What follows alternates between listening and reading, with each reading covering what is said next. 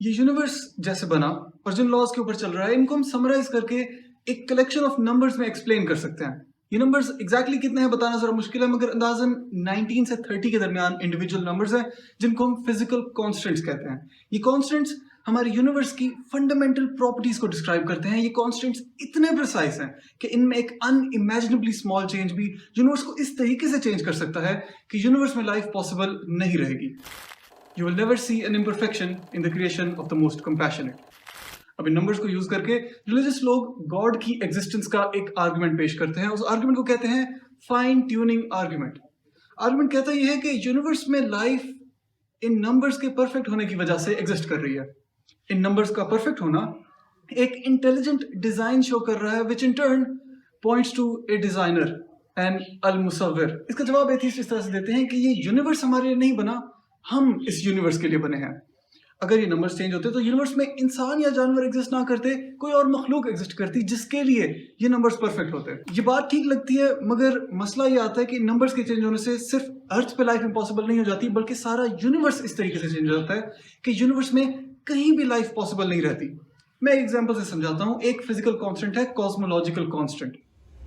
Cosmological constant universe के expansion का rate बताता है, जिसकी वैल्यू तकरीबन 10 टू द पावर -52 है। ये नंबर इतना प्रिसाइज है, इसके लिए आपको एग्जांपल देता हूं। इमेजिन करें मैं एक बहुत बड़ा स्केल बनाऊं। कितना बड़ा स्केल?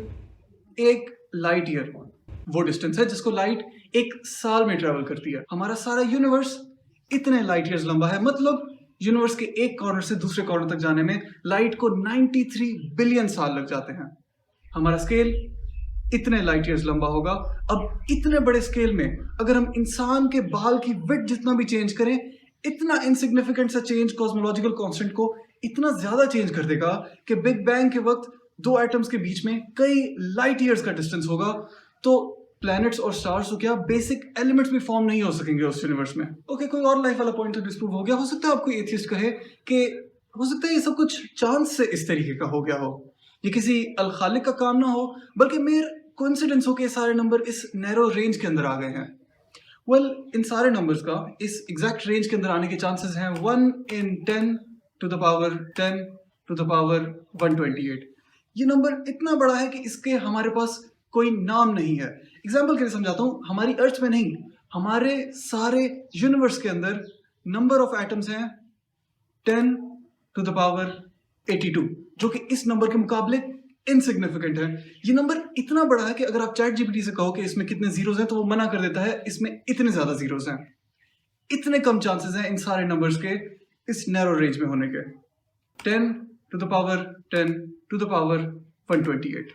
अगर चांस वाली एक्सप्लेनेशन फेल हो जाती है तो हो सकता है वो कहें कि असल में खरबों यूनिवर्सेस एग्जिस्ट करते हैं। हर यूनिवर्स में ये कंडीशंस थोड़ी थोड़ी डिफरेंट है। हमें सिर्फ उस यूनिवर्स का पता है जहां ये कंडीशंस परफेक्ट हो गई हैं, क्योंकि बाकी यूनिवर्सेस में लाइफ एग्जिस्ट नहीं कर सकती थी।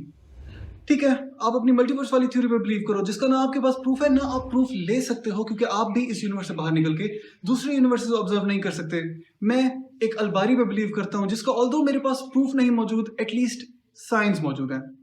अब यहाँ मोस्टली एथियस्ट आर्ग्यू करना खत्म कर देते हैं, मगर अभी भी एक पॉइंट रह जाता है जो कम लोगों को पता है, मगर इसका जवाब मेरे पास नहीं है। ये पॉइंट जरा सा मुश्किल है, तो मैं कोशिश करूंगा इसको एक्सप्लेन कर सकूं।